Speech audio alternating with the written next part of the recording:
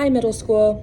It's Miss Sam here, and I could not find a good video on YouTube that I thought did a good job of explaining how to coil build the donut vase that we're going to be making. So I'm going to show you guys how to do it.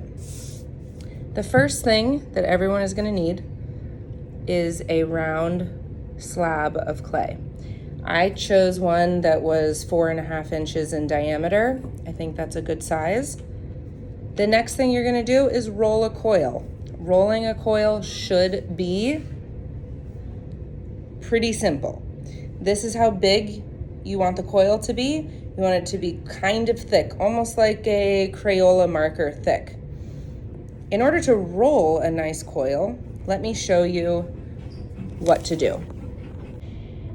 You want to start with a hunka-lunka piece of clay and squeeze it into sort of a sausage or hot dog shape first.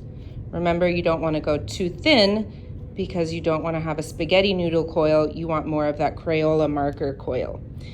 You're going to start with the tip of your fingers and roll all the way to the base of your palm.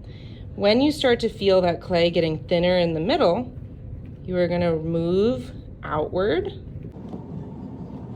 till your clay gets your desired length and thickness.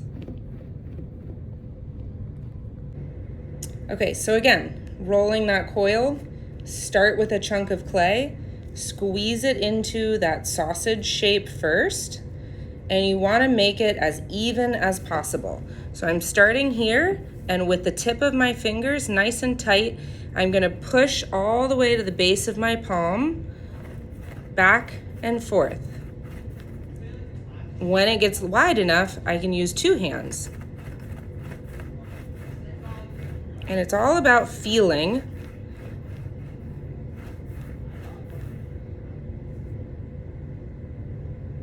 There you have it. That's a good coil. The trick with your coil is that you want to make sure it's long enough to fit around your base. So I'm just going to measure if my coil is long enough, and this coil does not make it all the way around.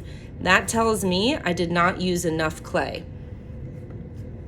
I'm going to take one of my longer coils that I made, and I'm going to match it around. This coil is obviously going to overlap. It is huge.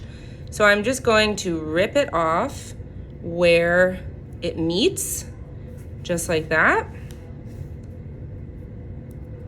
And I'm just gonna simply smush it together. This smushing action is actually what we're gonna call a compression pinch. Notice the thickness of my ring, and also notice how even it is. There's no areas where it's really thin and really thick. The trick with building a successful pot is to make sure that you have even thickness all the way around and all the way throughout the pot. All right, guys, the next step of this process is to do a bonding pinch, which is where you are going to connect your new soft clay to your new soft base. A bonding pinch is literally just pushing the outside of your coil down and bonding it to your base. You are going to do this all the way around the outside of your first coil, and then you are going to do it all the way around the inside of your first coil. Always remember that you need to make sure you are keeping the very top of this coil nice and even. You don't want to make any really skinny areas or thick areas. You want this top to stay nice and flat and even so that you can attach your second coil to it. So let me just finish going around here and connecting this.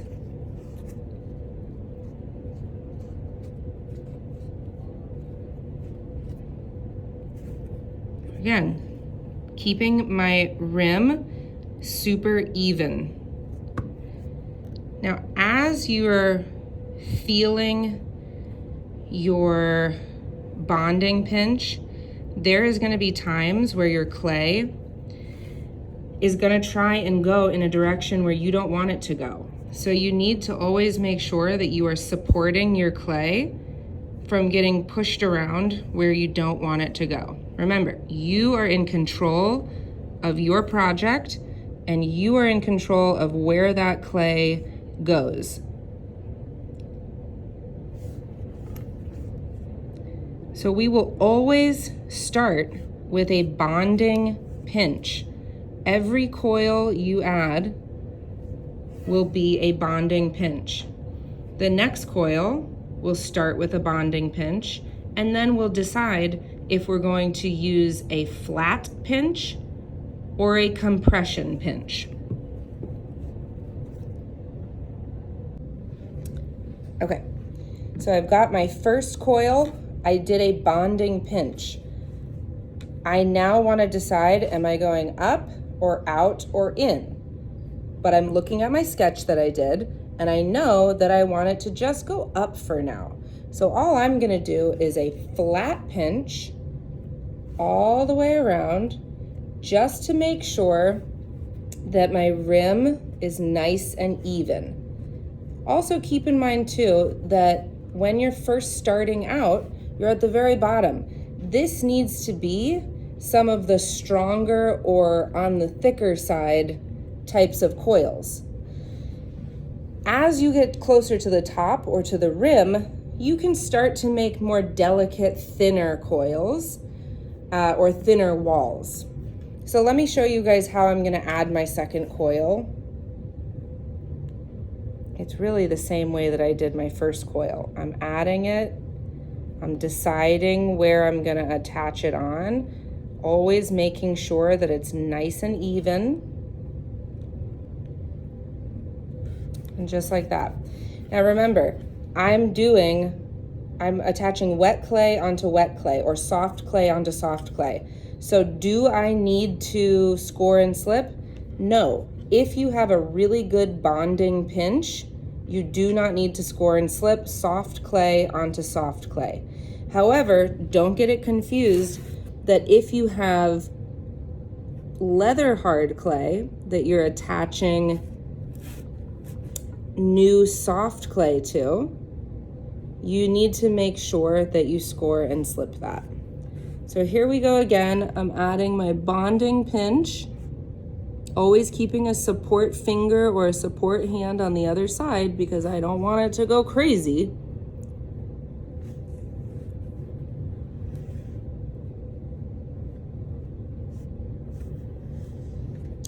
You're doing a bonding pinch on the outside and then a bonding pinch on the inside.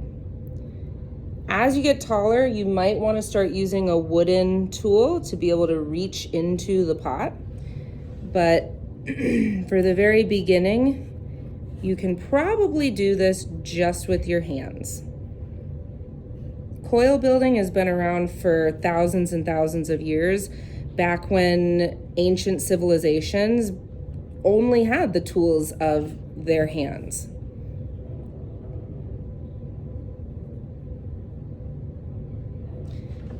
So you're constantly too looking at your pot, looking at the profile. Is it doing what I want it to do? Looking at it from all sides, continually rotating. And as we get a little taller, we're gonna start using a banding wheel. But for now, we're just eyeing it out and we're just looking at it.